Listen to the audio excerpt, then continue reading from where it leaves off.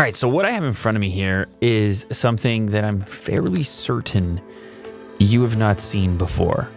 And I have not seen before, actually.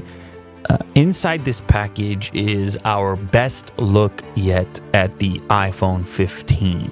Yeah, that's the next iPhone, the iPhone that you may have seen leaks and rumors about, but you haven't actually seen something manifested in reality that you can hang on to. That's what's inside of this package here, is the closest look yet at the next generation iPhone and the changes that are likely to happen. Now, I can't guarantee that this is exactly what it's going to look like. I've been told that this is what it's going to look like, and it does, and it is backed up by a number of rumors and leaks that you've probably seen floating around. What are those rumors and leaks, and what do they indicate? A lightning port to USB-C, finally. A consequence, maybe likely, of changes in Europe, government discussion and regulation around that proprietary connector, that existing proprietary connector, Lightning. There's supposedly also an improvement to the bezel size. So the screen to body ratio is apparently improved here. And we're supposedly also going to get a periscope lens on the device. Now, I do have the previous generation iPhone 14 Pro Max. I believe inside this package is a Pro Max variant lookalike for the 15 model. And then I also have some fancy calipers over here too. We'll see how things measure up. I don't know. It's going to take some precision to try to get in there and measure the difference in bezel size. It's a fairly minimal thing, but it does have a fairly large impact on your perception of screen to body when you're able to shrink that down. It was already pretty slim over here. I mean, this is an iPhone 14 Pro Max, and you can see kind of what you were working with. It was nice that it was relatively symmetrical. Obviously, this model launched your dynamic island. Welcome to the dynamic island. But apparently this is going to get even better on this new model. So let's go ahead and see what we're working with. Also, I should mention at this point, if you want to learn about anything iPhone 15 related before Apple announces it, make sure to subscribe to this channel, because this will probably not be the last video, and it probably won't be the last mock-up that we deal with. Maybe we'll get our hands on the 15 standard or the 15 Pro standard. I believe this is 15 Pro Max inside of here. Nondescript, of course, traveling across borders and so on. Not a ton of labeling. And you have your classic orangish yellow tape in there. Don't ask me why. Oof, okay. Maybe we can just slide this out at this point. Man, they really pack it in there. Whoa.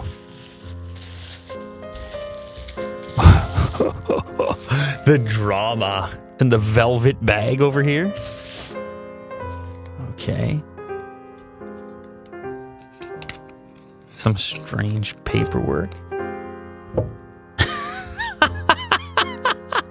Excuse me, what? Ooh, I feel some clicky buttons in there. Ooh, there you have it. We have a big sticker on the back, and you know what that sticker is doing? I'm surprised I was able to get that off cleanly, but look what it reveals. Yeah, that's right. That right there, that is an Apple logo. It's kind of tough to see, but that is there. And what's interesting, we have an extremely matte finish on the back. Like, more so than the previous model. Extremely matte and almost grippy texture. Pretty much identical to the previous model as I hold them up there. So you do have a rumor of a periscope lens, but there's nothing I can tell from this model that indicates that. Those two camera layouts look pretty much identical. I think we're going to have an identical height measurement, an identical width measurement. Yeah, that pretty much looks to be the case. The other thing I'm noticing about this model, the edge is not your regular polished, it's more of a brushed look. Almost like brushed aluminum or some other type of brushed metal. I know there were rumors of, similar to the Ultra watch, that you would have maybe some other metal in use and maybe a brushed look like this. So that seems to be indicated here by this mock-up. On this side of the device, our power switch remains in the same location and nearly identical, maybe slightly smaller. That's a bit odd. On the bottom of the device, ooh, that definitely is USB Type-C, ladies and gentlemen. I should be showing you and not me. So the bottom one is obviously the 15, and this is the 14. And if you look closely there, you can see that the 15 model has a little pin in the center, which if you've ever looked at a USB-C cable before, you know that you have that hollowed out center portion that the cable fits around, as opposed to the lightning connector, like we currently have on the iPhone 14, all the 14s and dating back forever. It fits inside, but it has no central cavity. So that is what your lightning port looks like. And then you can see that pin inside and the slightly different shape. I suppose what we should do is actually get a Type-C cable and see if it fits in there. I think I have one right over there. You know, I don't know if this is going to work or not, because sometimes with these mock-ups, it's not exactly to spec, but let's go ahead and try it anyway. Oh, it's a perfect Type-C fit. Ooh, so how about that for news? As far as those manufacturing these things early in China, they are convinced, and I have reason to believe that they know what they're talking about, because they are already in production around things like cases. And if you were going to make a case for this phone, as we'll be doing obviously with later case as well, you're going to need to know exactly how much space you need for your cutout for your case. And so if it does happen to be USB Type-C, you're going to need to know now before you go into mass production. And this is a perfect USB-C fit on the bottom of the iPhone 15. Obviously, if I pull over the iPhone 14, you'll see not the same dimension at all. You're getting no action there on the Type-C. So that's lightning. So that's kind of big news in and of itself, and it's a thing that people have wanted for a while. And no more proprietary connector. Was it the legislation in the EU? Was it some other reason? Were they going to do it anyways? There was rumors of a portless iPhone. And this unlocks some things for you. It unlocks the ability to get your faster charging rates, what type of charger they put out, and just how fast this thing can actually recharge. On this side of the device, there were rumors here, an actual kind of capacitive button, a solid state button, instead of physical buttons. Like it might be something similar to the trackpad on the new MacBooks. But then that rumor quickly fell out of favor, and people seem to agree, including the manufacturer of this, that on the iPhone 15, we're going to have dedicated volume buttons similar to the previous version. However, in this case, they've made it one uniform rocker as opposed to individual buttons. I don't know if we're going to see that on the final version of iPhone. That's an interesting choice that it's inside of this demo. Take that with a grain of salt right there. I don't know. I don't really care one way or the other. Like maybe from a design perspective, you have a strong feeling about that, but the rocker functions almost identically to the individual buttons. There's separate clicks on each end of the rocker. I guess there's arguments in either direction. SIM tray is in the same location, and here is your other change, right up near the top.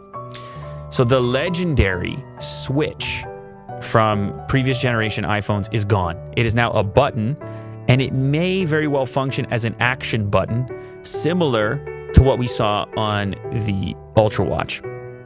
So it might not just do your silent, vibrate, and so forth. You may be able to do a lot of different things with it, but you will no longer have the satisfaction of this click that you've had not just on the iPhone 14, but a variety of previous models. Now it will be a button going forward. Let me know how you feel about that down in the comments. I'm curious what the consensus is on that. And boy, have they done a good job this year on the front of the device. Like, holy cow, that bezel is extremely slim. Dynamic island still in its exact same location. This is one of the best looking models I've ever handled or looked at. This is incredible. The weight of it, it feels substantial. It's almost identical to the current generation iPhone. And then let's go ahead here and get a quick comparison of those bezels versus the previous generation. So you can see, I mean, it doesn't seem like a lot, but I promise you it's a lot. It's almost half what the previous gen was. It looks that way almost half to my eyes, depending on the angle you look at it. And if we go down to like the chin, for example. Yeah, if you kind of compare in the corners there, they definitely shrunk it down. And that impact is pretty massive when you look at the device. Like, I'm looking at that and that almost feels like all screen. And I love the symmetry of it. I mean, I'm still not the hugest fan in the world of the dynamic island. It kind of sticks out a little bit. It is interesting and unique the way they've gone about maintaining those necessary components for their version of Face Unlock, which is one of the most secure that's out there. So I can appreciate that. But can you imagine this thing if you didn't have this piece at all? If it was just equivalent the whole way around and you had like an under display front-facing camera. Now, those are not really the best yet, so that's not a perfect solution. The quality suffers, and a lot of people on their iPhones love to use their front-facing camera, so I'm not sure people would go for it, but just imagine without how minimal that thing would look if you didn't have any dynamic island, but instead just equivalent bezel, tiny trim bezel the entire way around. It's like full brightness all the time, just across the entirety of the device. Not including buttons. So that's coming 76.66 on the iPhone 15 Pro Max. And we'll pull over the iPhone 14 Pro Max. Do the same thing. 77.68 versus 76.66. 77. So it's like we're talking about a millimeter of difference across the entirety. So that's why it's so difficult to measure on each side individually. But definitely you end up with a more narrow feeling device. And that's good because when you look at the aspect ratio that Apple's using, sometimes these things can feel a little bit fat in your hand. And then reaching the far side of the screen can be a difficult task. So any bit that you can shave off of the bezels and the width of the device while maintaining your screen real estate is going to be a welcome addition and improvement to any, especially max size device. Actually, I just noticed it has a little a curvature around the edge where it actually wraps around the exterior of the front and back panel. And that could be another reason why it feels even thinner. It really dials up right at the edge and almost wraps around the glass on the front and the back. And the previous model maybe did slightly less of that with the polished version. But this whole frame, the stainless steel frame compared to whatever this material here is going to be, it feels fatter by comparison. And obviously on the measurements, it is fatter. The other benefit with this port, this is the same port that's used not just for Type-C, but also for Thunderbolt. So for those that use these things for like pro video and huge file transfers, there's a rumor that on the Pro model devices, this port may support Thunderbolt 3.2, which would be crazy. I mean, getting Thunderbolt 3 transfer speeds off of your phone, this would be incredibly useful for those that shoot a lot of content and large file sizes. Oh, you know what? There's another important measurement.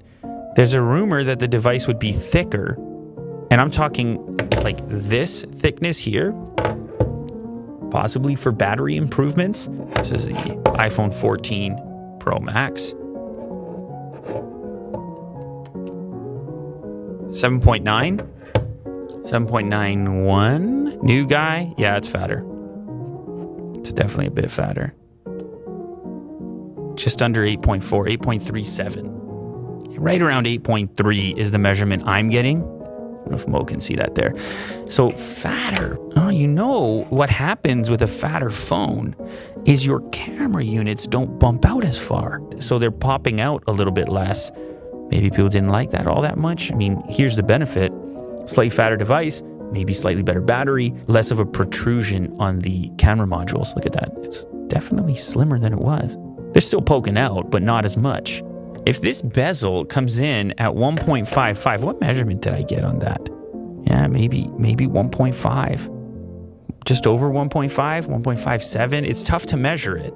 Supposedly on paper, we're looking at 2.17 on the previous model, and this 1.55 is going to be a record breaker when it ships. It does make an impact. It does feel futuristic. But again, is that gonna necessitate the upgrade? 0.5 millimeters less bezel, but it does make an impact and it feels new when you hold it. So here's what I'm starting to think. I'm like inspecting this frame, looking at how thin it is, imagining the strength necessary, structure, and then also recognizing that Apple has chosen titanium, obviously in the Apple Watch Ultra. And I'm thinking for the 15 Pro and Pro Max, we could be looking at a titanium iPhone if it actually happens. And if you did have titanium, you would have this brushed look to it. And you would obviously have incredible strength properties at a weight savings. And then it brings you to the next part of the discussion, which is, well, why bother calling it Max? If you've already got the watch and you're calling that Ultra and it features titanium and it features an action button, then why not just call this the iPhone 15 Ultra or the iPhone 15 Pro Ultra? That's the only problem. What happens to the smaller model? That's the way they've kind of differentiated, where you could have Pro and then something more than Pro. But Pro Ultra sounds like too much. So do you just have Pro and then Ultra? Or could you actually have Ultra Max, which is just getting out of control? There's going to be plenty of people that watch this video and go, it's the same thing. What are you talking about? And yeah, I mean, in most ways it is. Obviously, it'll have an upgraded chip, A17. The cameras should have some level of enhancement. You've got some new buttons on there. They'll probably talk about increased battery life because it got ever so slightly fatter. And then they'll show you the front of the device, and they'll probably talk about Thunderbolt on the Pro models. And then you'll be sitting there thinking, are those things of value to me? Do I need this upgrade? And certainly some people will buy it, but certainly for others, it won't be necessary. And it's becoming increasingly difficult in the smartphone market to compel people to be on that upgrade cycle that they used to be, because a lot of the improvements these days are strictly incremental. Anyway, there you have it. Your best look yet at the iPhone 15 Pro Max, in this case in this matte white finish. As I mentioned at the beginning of this video, make sure to hit the subscribe button because we're probably going to have some more follow-ups before this device officially drops. And so if you don't want to miss that, then the simplest way is to click the subscribe button. Okay, cool. Wow. Interesting. What a beautiful sample model. Well done. Now, no matter which version of iPhone 15 you choose to go with, or maybe not even a 15, could be a 14 for that matter, none of them are going to come with any charge brick. So that's where our wonderful partner at Anker comes in, because they have so many solutions and in many cases, cost savings compared to trying to pick up these charge bricks from Apple themselves or even other companies. And then obviously they have a tremendous track record. Are you actually going to throw things at me? We have a few options here. This one is kind of a one charger to rule them all. It's a GaN Prime capable charger. So this thing's going to deliver enough power not only to juice up your new iPhone 15 Ultra Max, probably your laptop Ultrabook and your tablets. And since the new device is now featuring USB Type-C and fast charging, this is going to be one way to take advantage of it and to only carry one cable with you for all of those devices. So one Type-C cable, one beautiful charge brick like this one. And this is 150 watts. Good Lord. This is obviously the premium option of the bunch. You don't need to get this carried away, but if you want one charger to rule them all, this could be a way to get that done. Another option might be something like this, which is the 521, also known as the Nano Pro. So this is going to be a slightly more approachable price point. It's not going to deliver as much power, but if you want something extremely portable, which still has more capability than Apple's own charger, this is going to get that done. Plus, they got this lovely lavender color now. So this guy's going to have 2 Type-C connectors capable of charging at 40 watts. I mean, that's still plenty of wattage, especially when you consider the scale of it. So this is going to be a popular choice and a more affordable price point. Nano Pro, and this one feels even more portable than the last and likely the most affordable of the bunch. Look at this little guy. This is one of my favorite chargers around here. I have tons of these things at home. This is, you pop it in the pocket. The kids pick these up and use them. Same beautiful lavender color. That's going to be your single Type-C connector. Thank God Apple's going to the Type-C connector on the 15 Pro. Just make lives easier. Okay, this is the last one. And it was a little heavy, so that was a slightly risky throw, by the way. And this is actually for the wall outlet. It's going to have a ton of different options for recharging. It's the 727 charge station, also GaN Prime, also 100 watts. You have 2 USB Type-C, 2 USB-A, obviously 2 AC ports. This is going to be a beautiful thing to live near your desk, as an example. Ooh, lovely. I like the brushed look on that with the matte black finish up above. It's pretty lightweight, actually. So the power connector, a nice little flat style, so the whole thing stays low profile. And then down on the bottom here, 2 Type-Cs, 2 Type-As. Oh my goodness. The number of options from Anker continues to expand. An incredible partner to have here on the show and an incredible companion for your iPhone 15 Pro, Max, Ultra, Ultra Max. Check them out. I'll have the links in the description.